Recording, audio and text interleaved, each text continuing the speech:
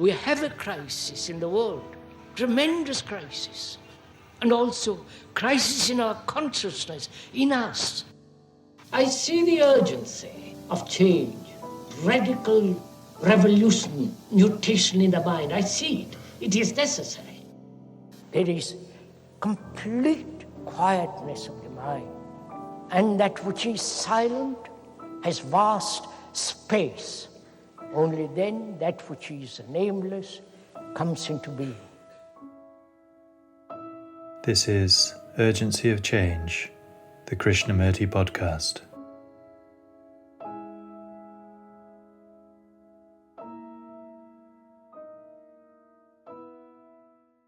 Learn to look at the whole of life from a level which is comprehensive, which has no fragmentation at all. And being non-fragmentary, act from there, a total action. Hello and welcome to episode 232 of Urgency of Change. Each episode of the Krishnamurti podcast features carefully selected clips from the archives. The aim is to represent different aspects of Krishnamurti's radical approach to many of the issues and questions we all face in our lives. This week's theme is fragmentation. Upcoming themes are symbols, perception, and guilt. This is a podcast from Krishnamurti Foundation Trust. Please visit the official YouTube channel for hundreds of full-length video and audio recordings of Krishnamurti's talks and discussions. In addition, the Foundation's own channel features a large collection of specially selected clips. You can also find our regular quotes and videos on Instagram, TikTok, and Facebook at Krishnamurti Foundation Trust. If you enjoy the podcast, please leave a review or rating on your podcast app, which helps our visibility. This week's episode on fragmentation has 3 sections. This first extract is from Krishnamurti's second talk in Madras, 1971, and is titled, "Are you aware that you are fragmented?" Man, you, human beings right throughout the world are in conflict, in battle with himself, with his neighbor, with the world, with the environment, of which he is part. And until we understand this problem and find out for ourselves whether there is a possibility of completely ending conflict, totally, then we shall never be able to live at peace with ourselves and so with society. It's only a mind that's completely peaceful, not asleep, which has not mesmerized itself into a state of what it considers peace, but actually live at peace. It's only such a mind can find what its truth is, what it means to live, what it means to die, what is the depth and the width of love. So we are going first to inquire together why man lives in conflict, why you live in conflict. I don't know if you are aware of it first, within yourself, how you are fragmented, broken up, which is a fact. You are a businessman and you are a householder. The two opposites. You are an artist and at the same time, as a human being, you are greedy, envious, seeking power, position, prestige, fame. You are a scientist and an ordinary, rather shoddy little human being.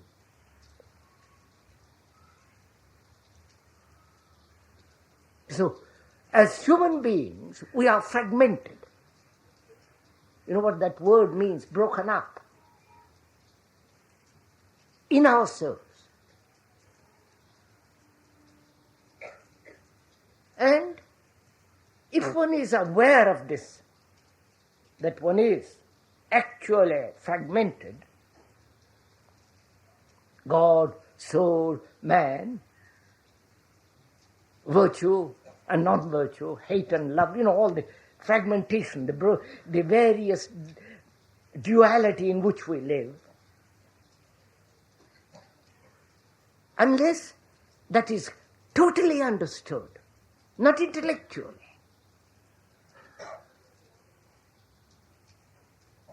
till conflict ends, our minds are incapable of perception. It's only a mind that is not tortured, that is not distorted, that is very clear, which has no markings of any kind of conflict. It is only such a mind that can see what truth is. And therefore, such a mind can live. Now, if one is aware of this issue, not only within himself but socially,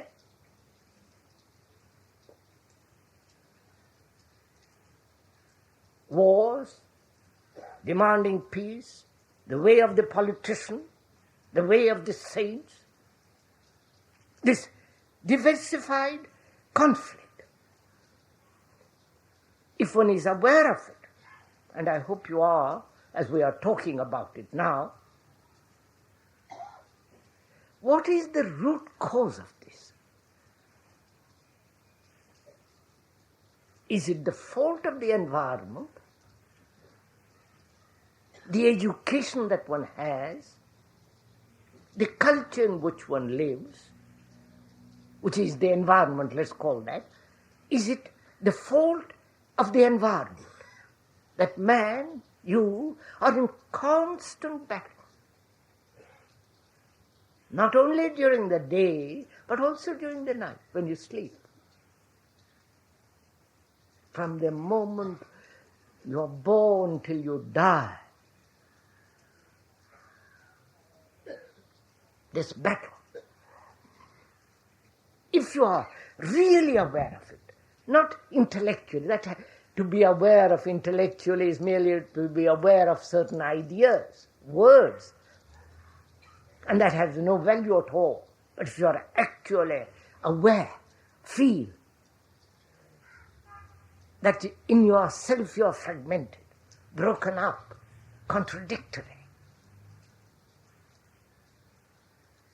you must have asked, why?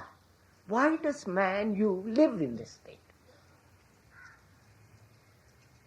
And you have created the environment, the society in which you live, the religions which you have, which you accept, the gods and all the rest of it. You have created it. Right? Your gods are your projections, or your grandfather's projections, of which you are a part. So you are responsible for the conflict, and for the environment, and for the society in which you live, and all the absurdities of religion, the beliefs, the dogmas, the rituals, all the immature mind that goes into all this. You are completely, utterly responsible for the environment and for the society in which you live. So when you are aware of it,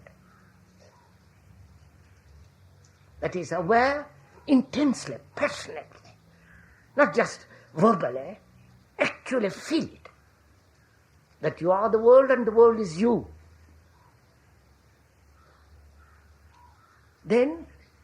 why does this conflict exist in man? You're following all this? Are we communicating with each other? No, I'll go on. If you don't, it's up to you.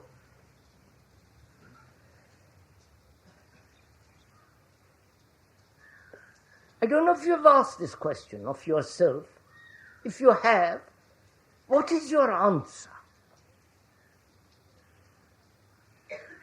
Do you refer to what somebody has said, why you live in conflict, either according to Marx, or to Shankara, or to the Buddha, refer to some authority?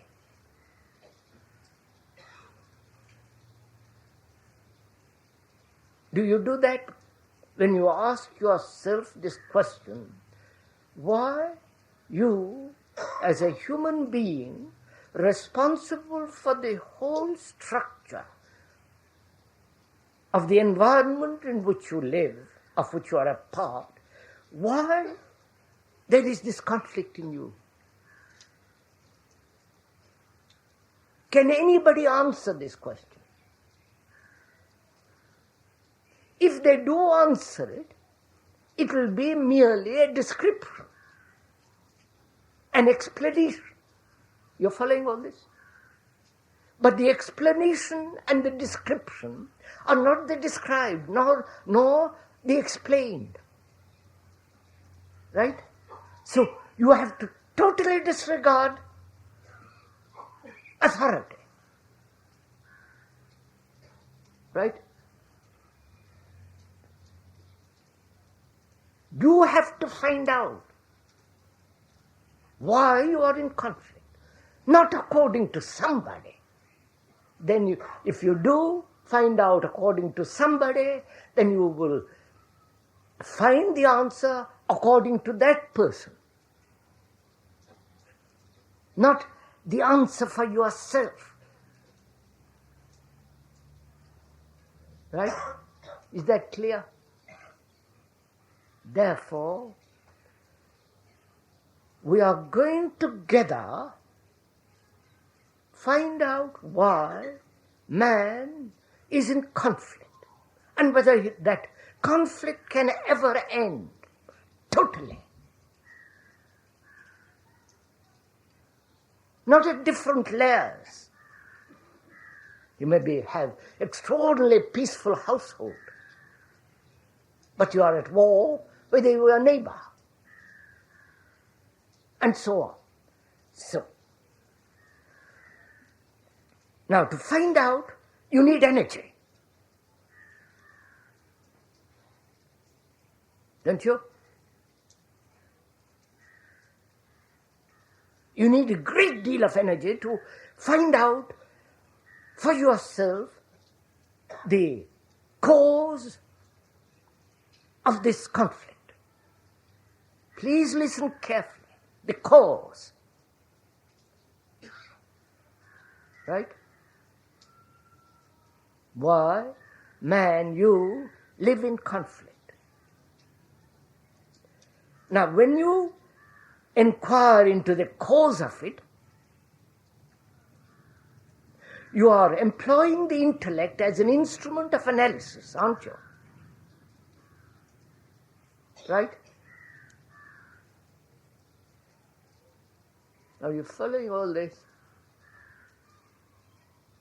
You are using intellect as an instrument of analysis which you hope to find the cause. You understand? The intellect is partial, is a fragment of the total. You hope to find the cause of a tremendous question like why man is in conflict through a fragmentary thing called the intellect, which is the only instrument you have. Right? And so, when you begin to inquire into the cause through the intellect, your answer will be partial. Right? Because your intellect is partial. And therefore, that is not the instrument. Right?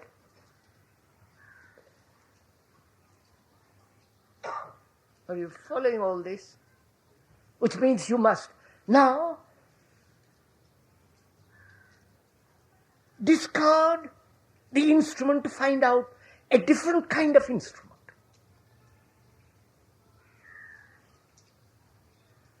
Up to now, we have used the intellect as an analytical means to find out why man suffers, why man is in conflict. The intellect. And the intellect is a fragment of the total. Man isn't just an intellect. There are all his nervous organism, his emotions, his the whole structure. And you take one part of it and try to use that part to find the cause. Therefore, when you examine through a partial instrument, your understanding will always be partial and therefore incomplete. Right?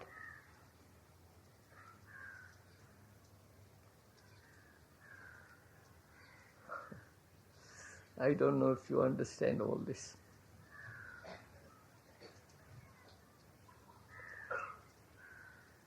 And to see that, you need energy, don't you? Now, energy, we have divided, again fragmented. You follow?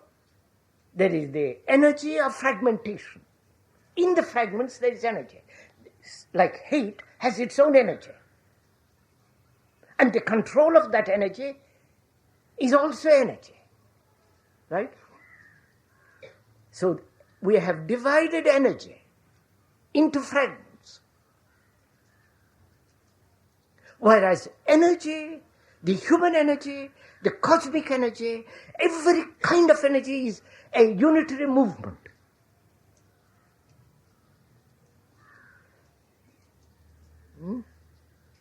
So one has to have that energy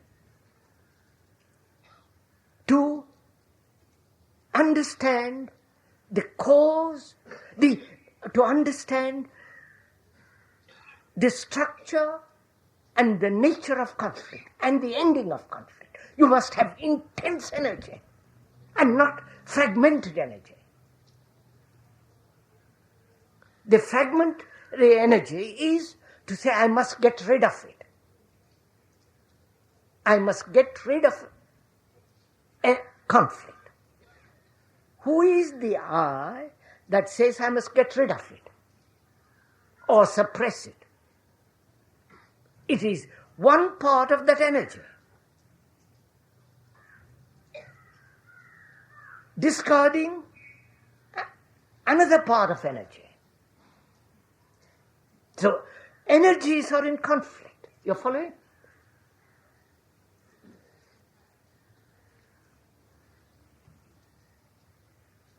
So, we are asking, what is the reason of this conflict? One can observe it very simply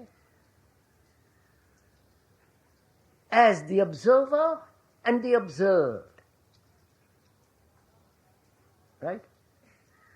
There is in you the observer and you observe.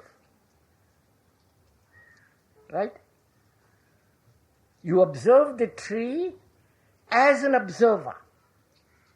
The observer watches that tree with all his knowledge, his past conditioning. And he looks at that tree as something separate from himself. Right?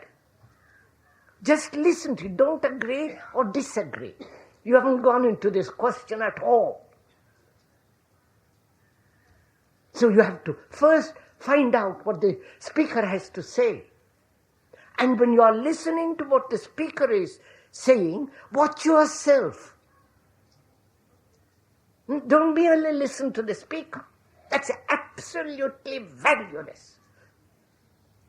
But use the speaker to watch yourself. Then you will see in yourself there is the observer and the observed. Always. The observer says, do this, don't do that. The observer has certain values, certain judgments. He is really the censor, who's always watching, denying, controlling, separating himself from that which he is watching, right? When you are angry or jealous or not generous, which most people are, in that, if you observe it very closely, there is the observer who says, I am jealous, I am angry, right?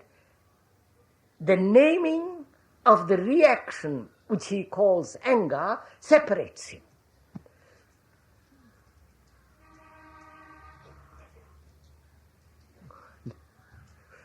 Right?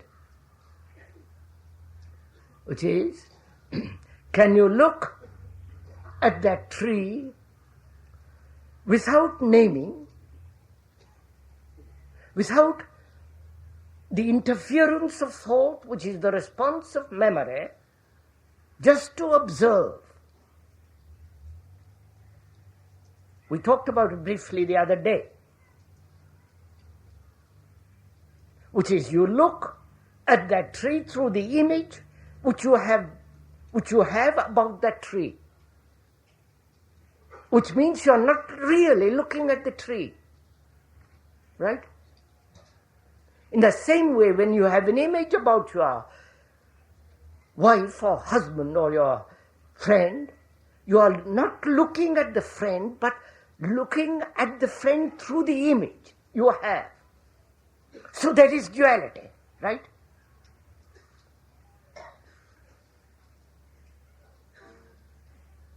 This division between the observer and the observed is the very essence of conflict.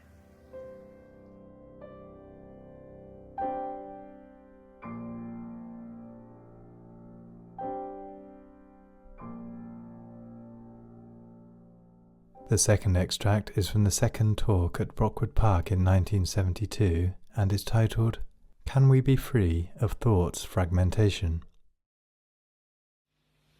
One observes, doesn't one, in one's own life, a series of fragmentations. A life that's broken up, contradictory. The business life, the family life, the religious life, the scientific life, the artistic life, and so on and on and on. This constant fragmentation has its own activity, its own action. And the more one inquires into it, goes into this question of fragmentation, and one tries to integrate these many fragments together, the integrator is still thought. Who is responsible for the fragmentation? Right?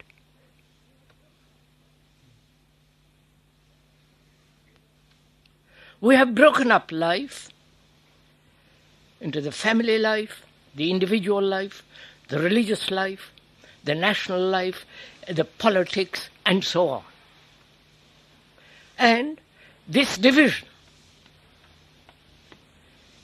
exists, and when one becomes aware of it, conscious of it, sees the full significance of these fragmentations, one hopes through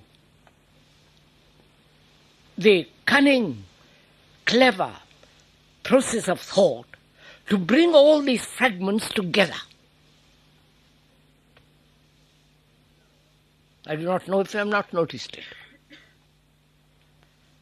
But the entity that tries to bring about these fragments together is still a superior perception of thought. It's still thought.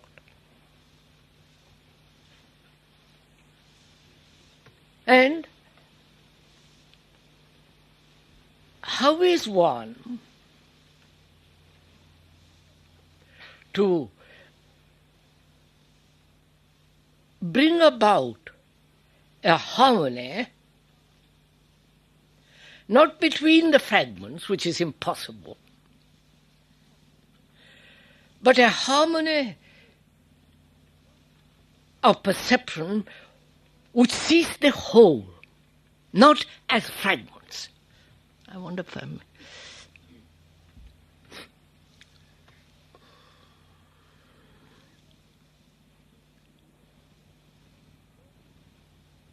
Can one perceive these various fragments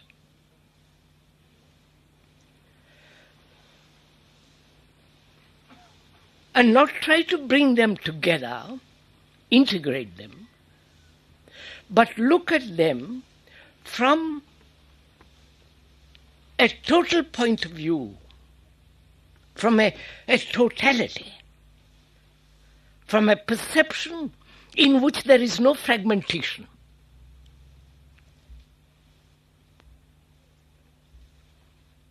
Are we meeting this?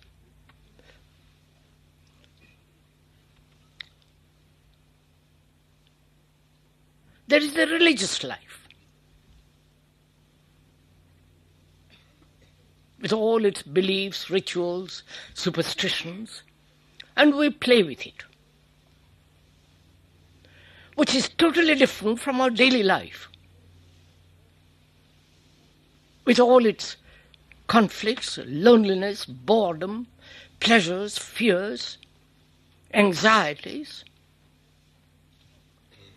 And there is the life of earning a livelihood, all totally separate. And therefore contradictory. And we live and accept this fragmentation.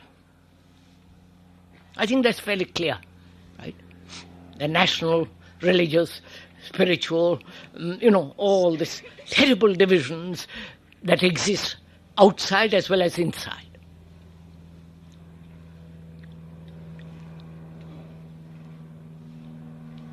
One has to find out, hasn't one, whether it is possible to learn, which is not cultivate memory, learn to look at the whole of life from a level which is comprehensive, which has no fragmentation at all in it, and being non-fragmentary, act from there. Therefore, a total action. Am I?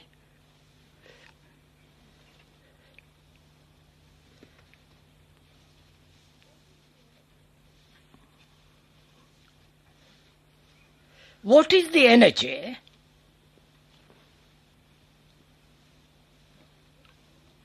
which perceives the total and doesn't live in fragmentation?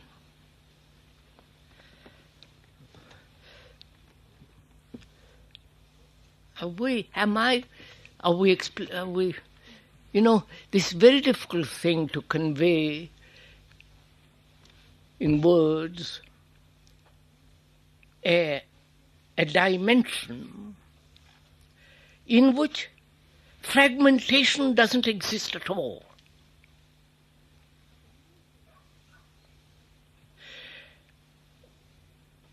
Religions throughout the world, apart from their absurdities and superstitions, beliefs, rituals, gurus and all that nonsense, apart from that, religions have maintained that there is a God, a reality,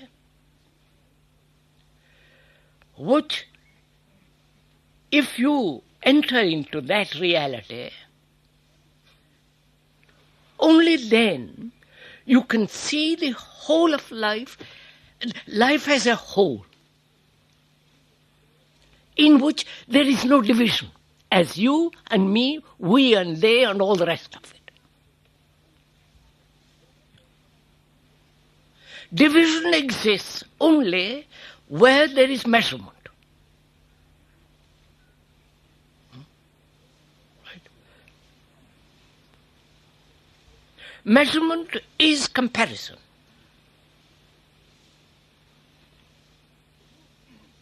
And comparison is the movement of thought. So thought is measurable, comparative. The more, the less, the better, and so on.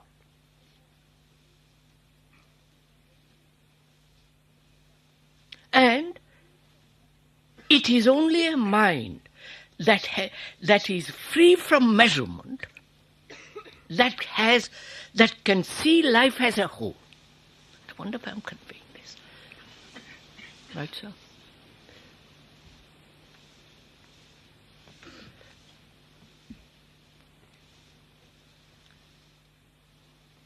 How is one then to be free of measurement and yet use measurement? It's necessary. Measurement being knowledge, experience, the vast accumulation of memory, conscious as well as unconscious. All that is measurement, because it's the product of thought.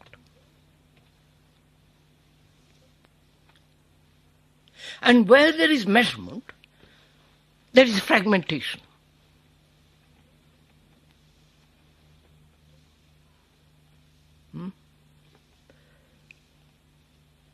That is, I'm not happy, but I will be happy. I am ugly, but I will be beautiful. This constant comparison, this constant measurement makes one feel superior or inferior, or lonely, or expansive ideological unity.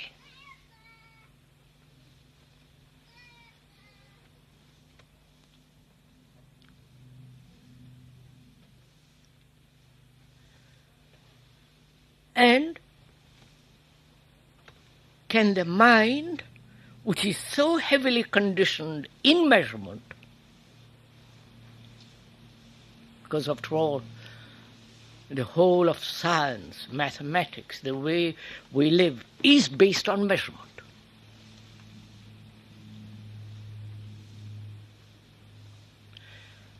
And is it possible for the mind to learn to live without measurement?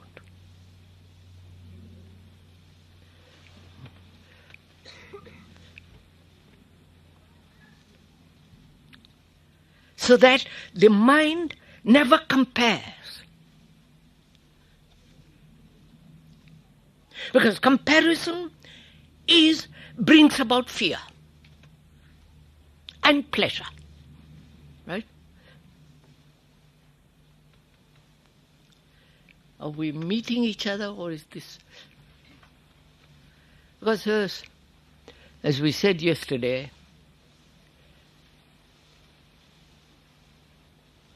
we are learning together. Because the speaker happens to sit on a little platform, little higher than you are sitting, which is only for convenience, doesn't make him into an authority.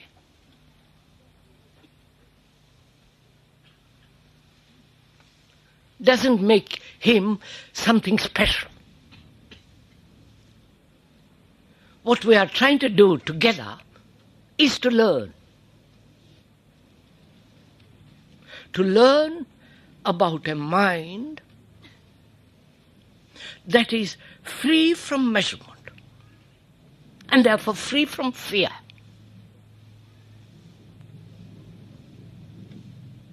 Free and therefore free from this constant struggle to be or to become something.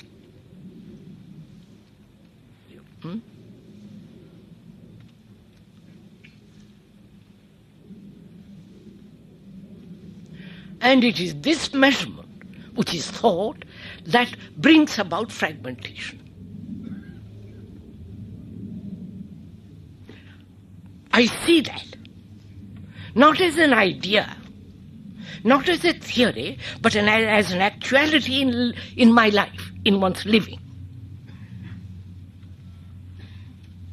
I haven't learned it from somebody else. If I learn it from somebody else, it is his learning, not mine.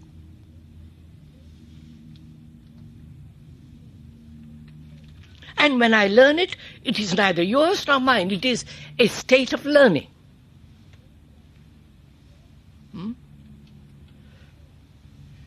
And therefore, all authority ceases.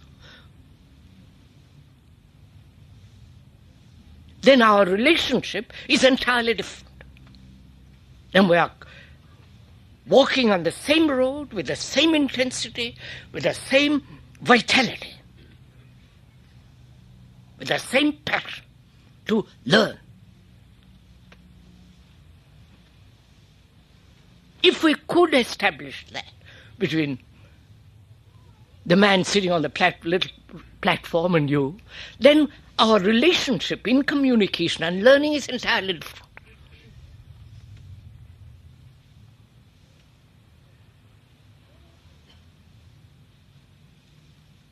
Because all our conditioning is one of the factors of authority. You know, I don't know. You are enlightened, I am not. You are my guru and I am your disciple. Tell me, teach me. I will learn from you. I put you on a pedestal, worship you, because I think you know. I don't know what you know, but I think you know. No, please, this is very important, because what is happening in the world is more and more gurus are springing up. Before it was the church with their priests, with their rigmaroles, and now it is these gurus coming in, replacing them. Which is again a factor of division. Your guru and my guru. Your guru knows much more than my guru does. You know, all that tummy rod that goes on. So, when we are learning together, there is no division and therefore there is no authority. That's a marvelous thing, you know, if one really sees that. Because then we teach each other. We learn from each other. And there is no you who is the teacher and me as the disciple. And in that learning there's great beauty, because in that there is real companionship, and therefore there is real love. You understand all this?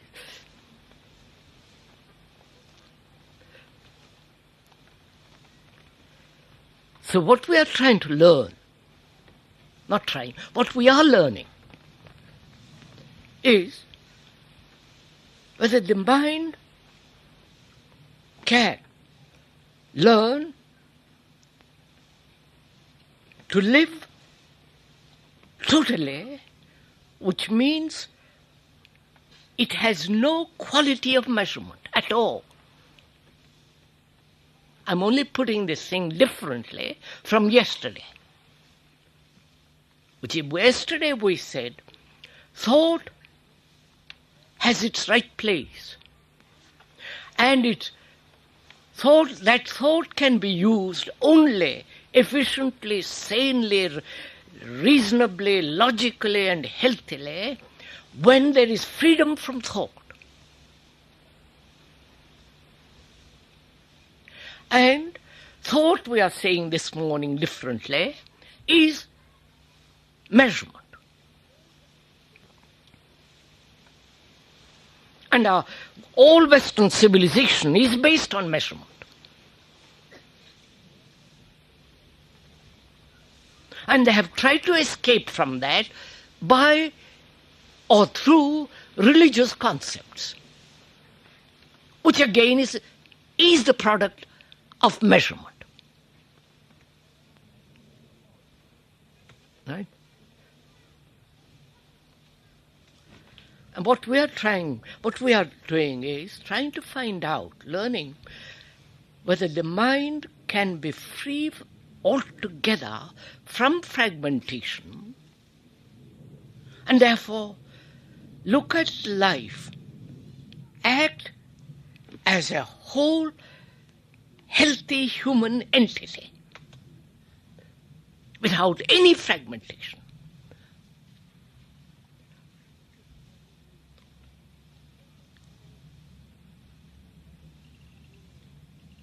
Because that requires, if I may use the word religion in the right sense of that word, it is what the religions have tried to do. Not organized religions, not with their priests and all that hierarchical rubbish, but the real religious mind has tried to do this. Which is, it says,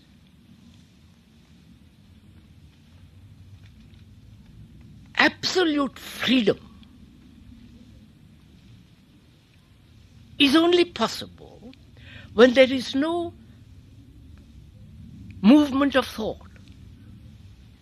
The movement of thought is fragmentation, and the movement of thought is necessary,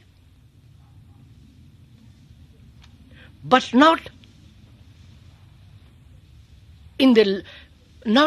when the mind is in a state in which there is no measurement at all. Only there, which means the immeasurable.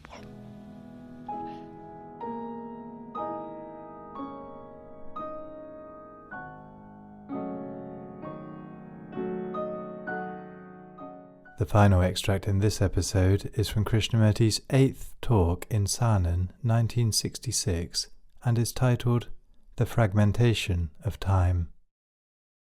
I suggest that you listen very easily, happily, because it's a lovely morning. The mountains are very clear. The meadows are sparkling.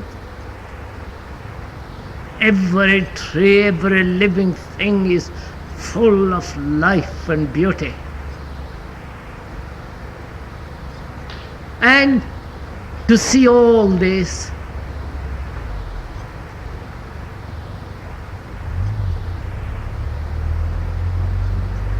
there must be no fragmentary, specialized outlook. Why is it that we look at life in fragments?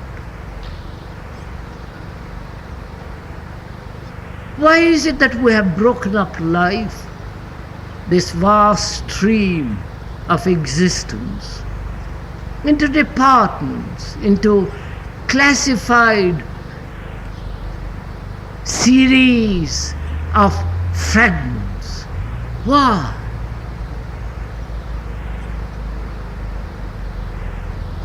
Why is it that we have broken up this marvelous world, physical world, into nationalities, into religions, into dogmas, into the political, military, social, economic world? Why is it everything is broken up?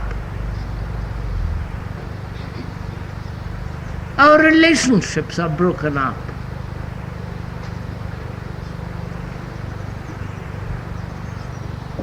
Husband, the wife, the son, the family, the group, the community, nationality, and so on. Why have we divided love and the division between love and jealousy, God and the devil, the good and the bad? Why? Why? Everything is broken up.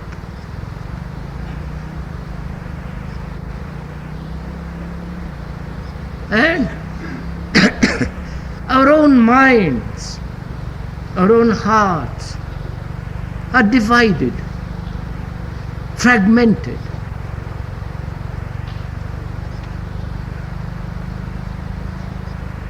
And we, through this fragmentation, we never see the whole.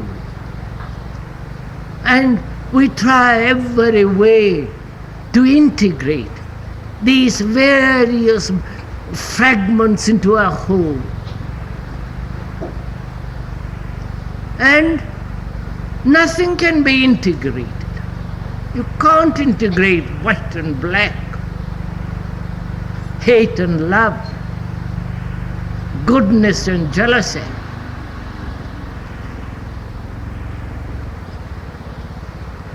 And as they cannot ever be integrated, we need quite a different approach to the whole problem.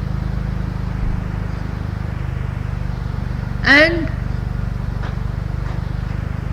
to understand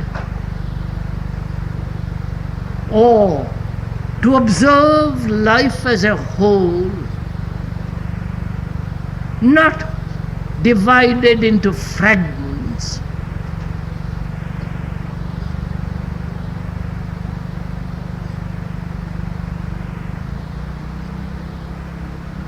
there must be no center.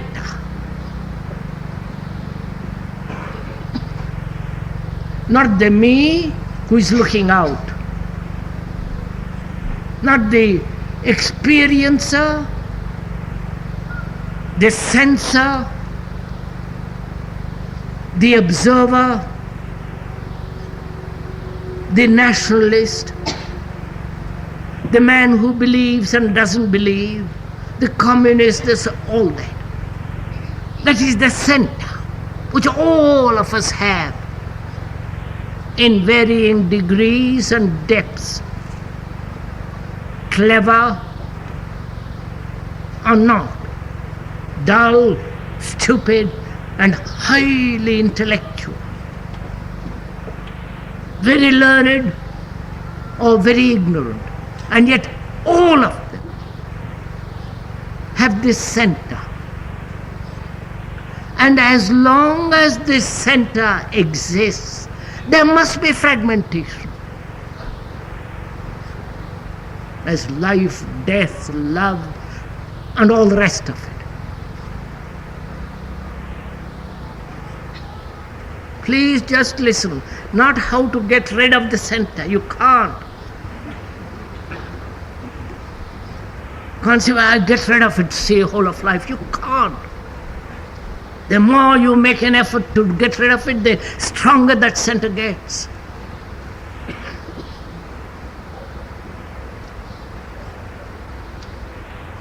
So we see this fragmentation taking place. And we also know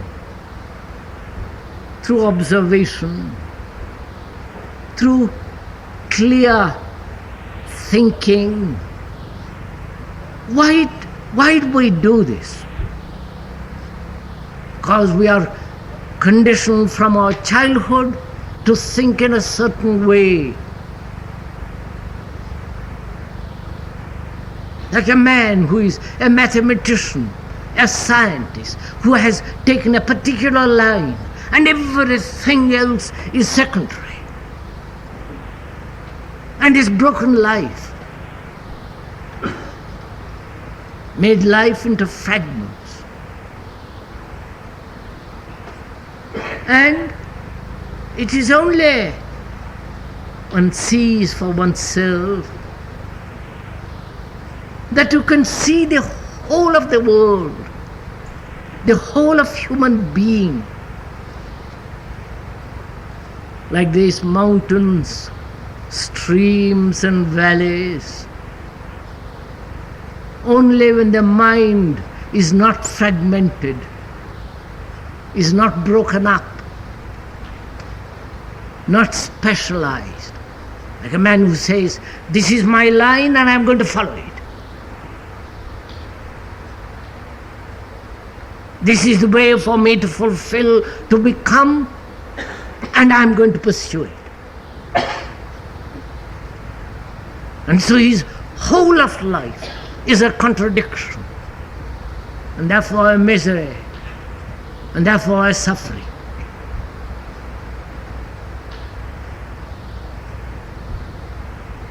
So each one of us has this center from which we look, from which we judge, evaluate, strive, make tremendous effort. And so life is broken up. And this breaking up of life, which is caused by the center, is time. Please listen.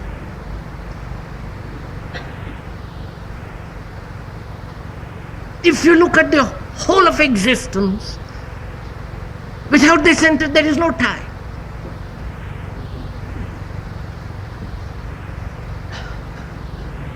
And that's the most mysterious part of it.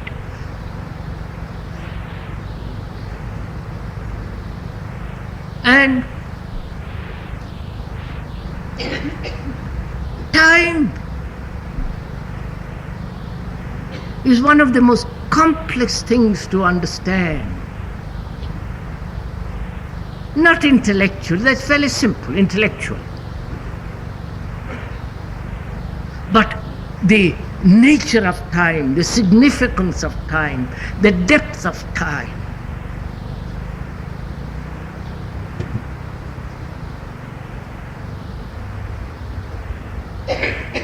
To understand it, to see the meaning of it, one has not only to understand the chronological time by the watch in your pocket or on your wrist, but also to understand, to observe the psychological thing which creates time, as yesterday, today and tomorrow, which is again broken up.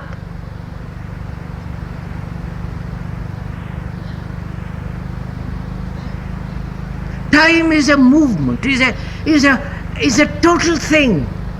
And if we break it up as yesterday, today and tomorrow, then we are caught in time, in the bondage of time.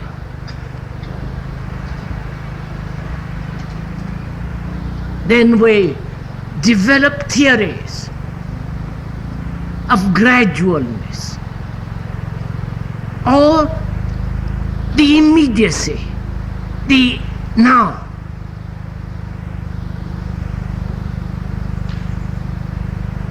There is the gradual theory, that is, gradually human beings will become more benevolent, more kind, more this and more that.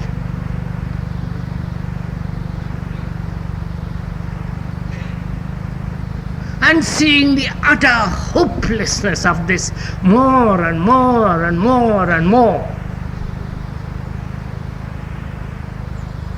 What is future life, the future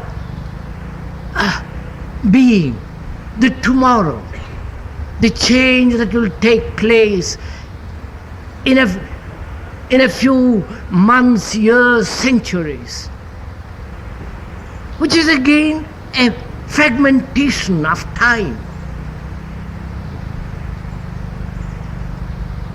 And in that we are caught. And therefore we don't understand the extraordinary movement of time without fragmentation.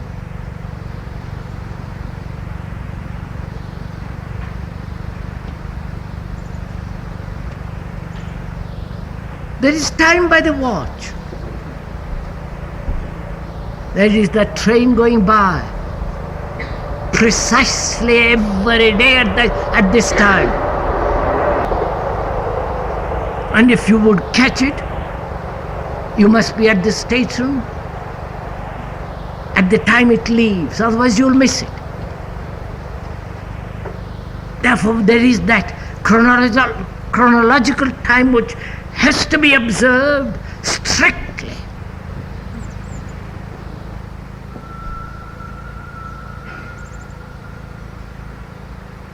The observation of that time by the watch is not a contradiction, is not a fragmentation of the other time. There is only time by the watch and no other time.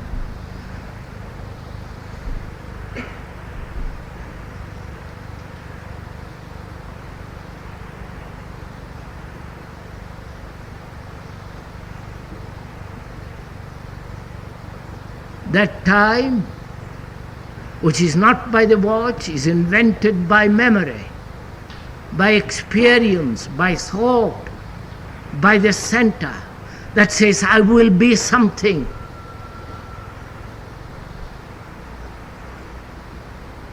There is the question of death, and postpone it, avoid it, push it away.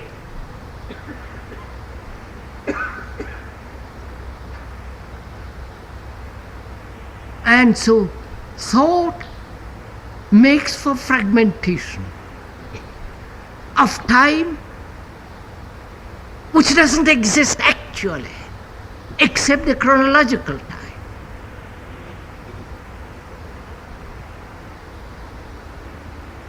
And we don't understand that extraordinary movement of time in which there is no fragmentation, because we're always thinking of what I was, what I am, what I will be.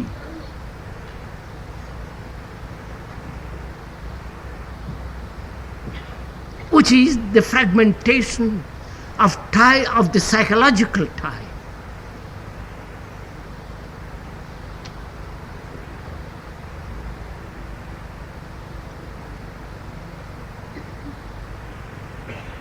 And you can't do anything about it, just listen. You can't say, I will get rid of time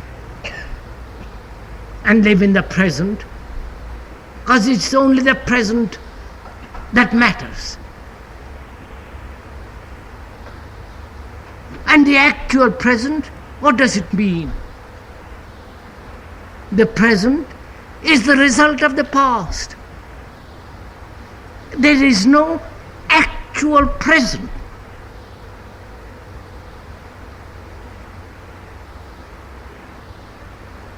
But there is an actual present if there is no fragmentation of time.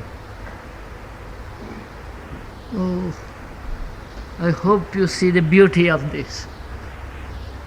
Doesn't matter.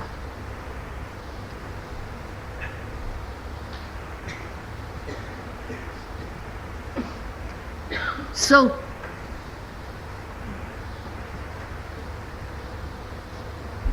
time becomes for us of enormous importance. Not the chronological time, not going to the office every day, taking the train, the bus, keeping an appointment, but that's very trivial. One has to do it.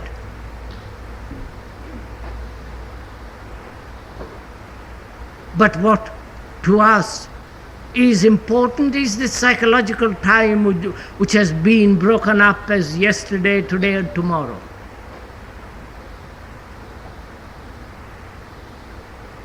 Because we're always living in the past. Always. The now is the past.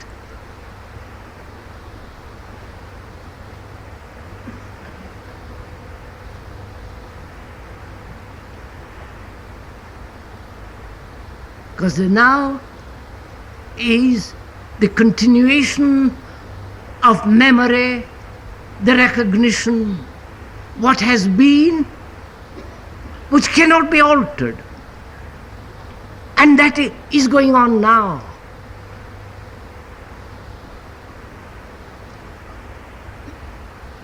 Either we live in the memory of youth, in the remembrance of things that have been,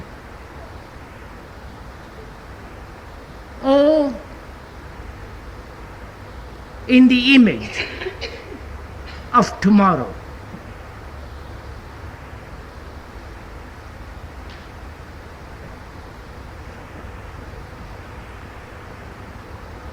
So, our life, and therein lies the great sorrow, our life is a gradual decay, a gradual withering, a senility. The brain cells become weak. They lose all their energy, vitality, force. And as one grows older, the thing becomes more and more weak, and memory disappears, and we become senile, which is the repetition of what has been. And that's how we are living. Though we are very active, we are senile. Forgive that word. Because we are always living in the past. And the past having its influence, its pressure, its strain, its vitality in the present, in the moment of action.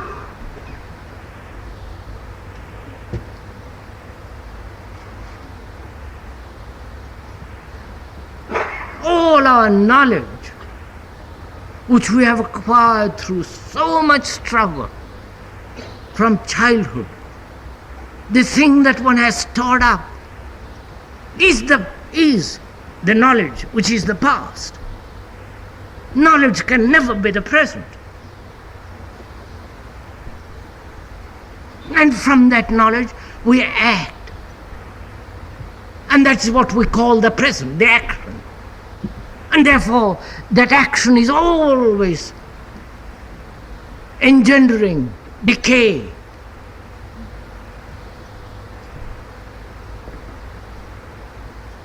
We're acting in the image, in the symbol, in the idea of the past. And that is the fragmentation of life.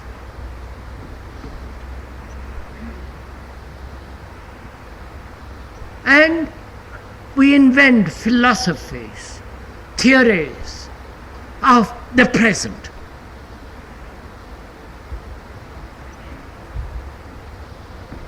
The present, and live only the present, make the best of the present, nothing matters, all the rest of it.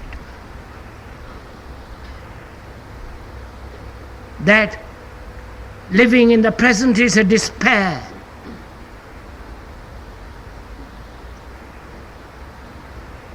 Because time, which has been divided as the past, the present and the future,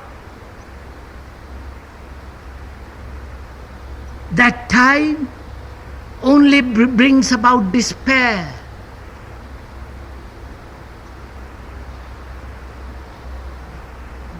And knowing despair would say, doesn't matter, let's try and live in the now, in the present. Because everything has meaningless. All action, all life, all existence, all relationship, everything must end in the division of time, and therefore in despair, in decay, in trouble.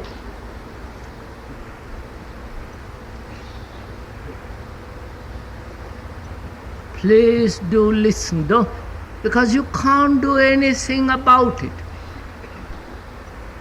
And that is the beauty of what will take place if you don't do anything but listen.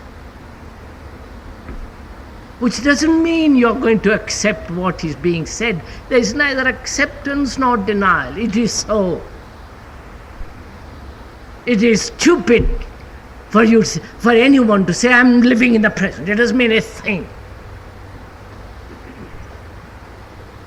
It's stupid to say, I deny the past. You can deny the past, but you are the result of the past. And your whole functioning is from the past.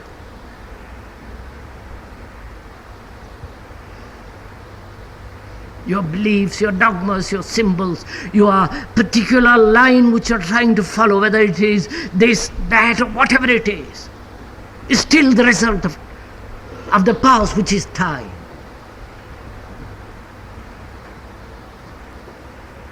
And having broken up time as the past and the present and the future, naturally it breeds fear. Fear of life which is not of time. And the movement of time, which is not broken up as yesterday, today and tomorrow, that movement of time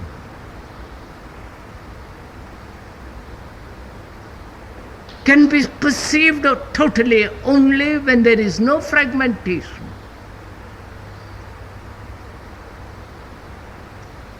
When there is no center from which one looks at life.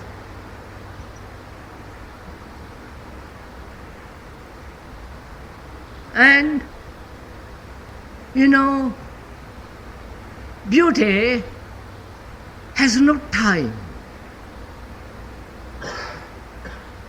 Beauty has no time at all.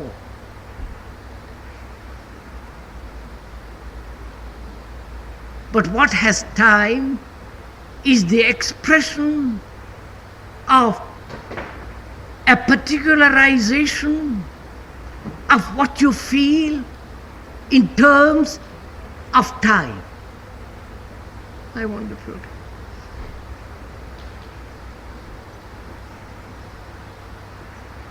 So as we were saying, beauty is not of time. like love, cannot be divided as yesterday, today, and tomorrow. When one divides, when one divides it, then there is all the problems of love, which is jealousy, envy, the domination, the feeling of possessiveness, and all the problems that are involved in relationship, which is in which what one calls love.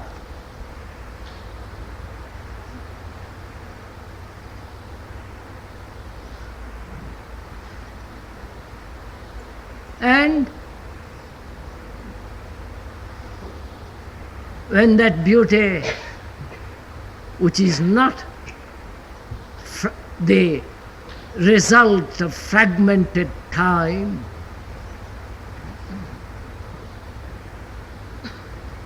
then painting, music, and all the modern gimmicks, tricks, has no meaning whatsoever.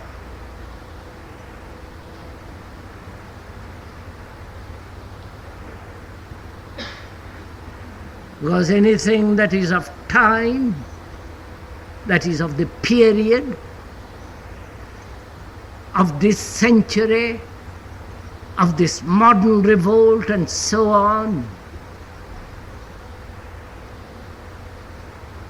that expression of all that denies beauty.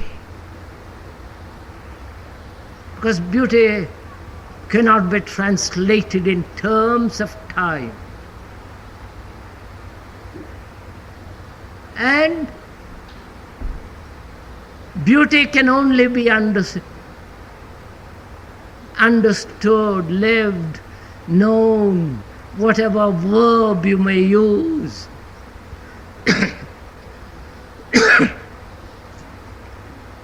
Only when there is total silence. You cannot see the beauty of the mountain and the clear blue sky. When the mind is chattering endlessly, when the mind is occupied with the problems, it can see that beauty only in total silence.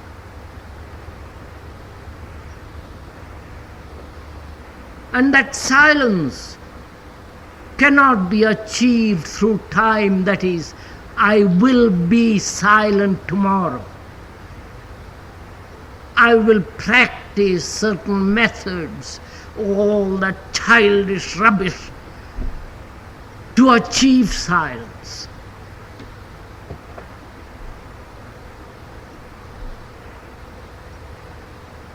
That silence comes about only in all its totality and depth and beauty and vigor,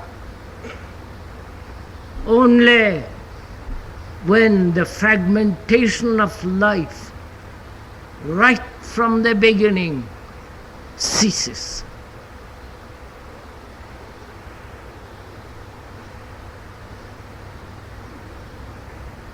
And a silent mind is a timeless mind. And from that silence one can act. And it is only that silent mind, because it has no time, it is always in the present.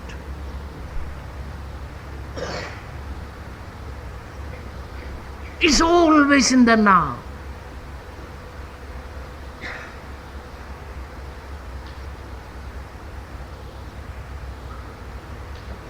And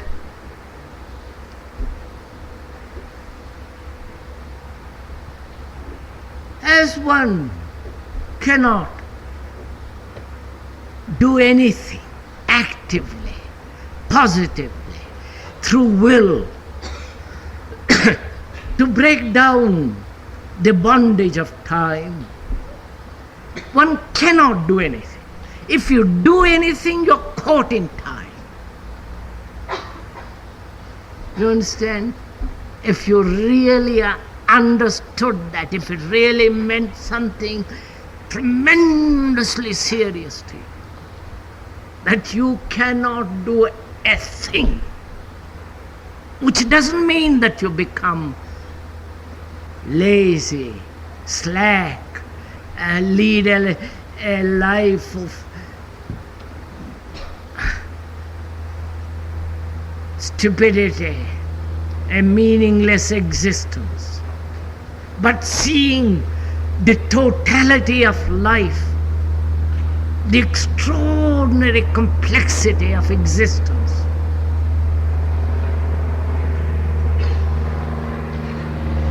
What can you do? What can you do about that noise? You can't do anything. All that you can do, either resist it or listen to it so that you move with that noise.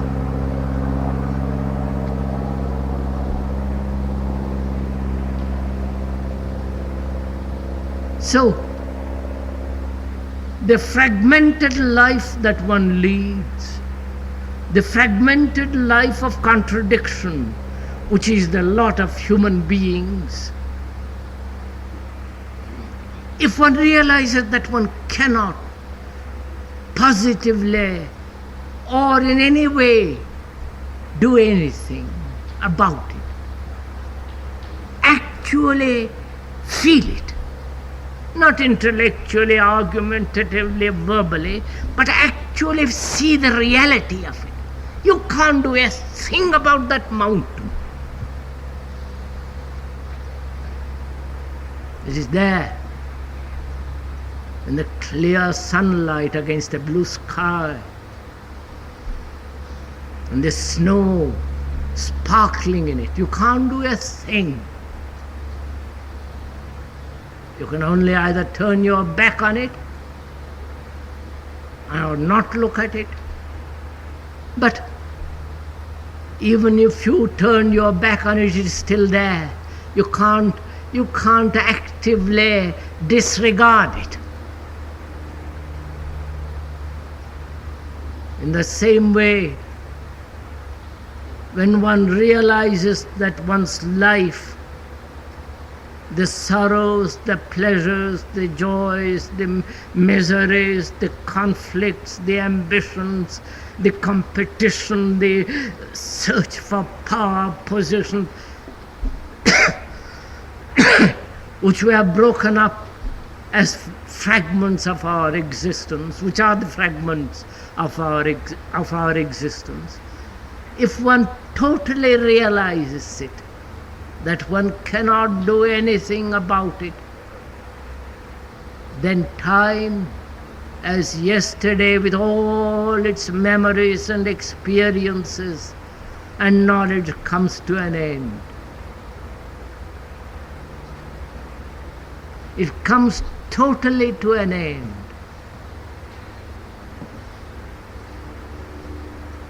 And out of that ending of time, there is beauty. And without beauty, not what you see, not the mountain, not the picture, not the book. Those are all the fragmentations. But the beauty which is born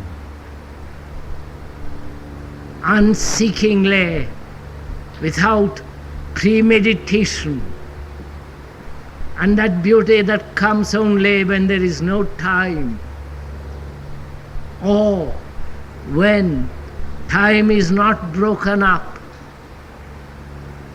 then out of that beauty comes silence. And a mind that is not silent, a heart that is not quiet.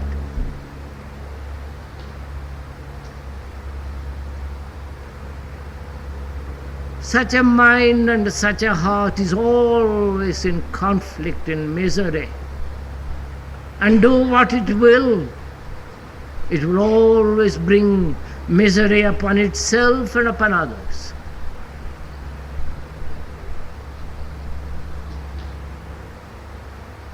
And if one has listened easily, quietly, not being mesmerized by the speaker, then one comes upon it darkly, unknowingly, and there it is. It may last a single second, a minute, or a day, or a century. That doesn't matter. Because when you want to grasp it, when you say, I must have it the whole of my life, then you are fragmented. When you begin again the fragmentation, the contradiction, the anger, the jealousy, all the rest. But to see the totality of existence, time has passed, present must come to an end.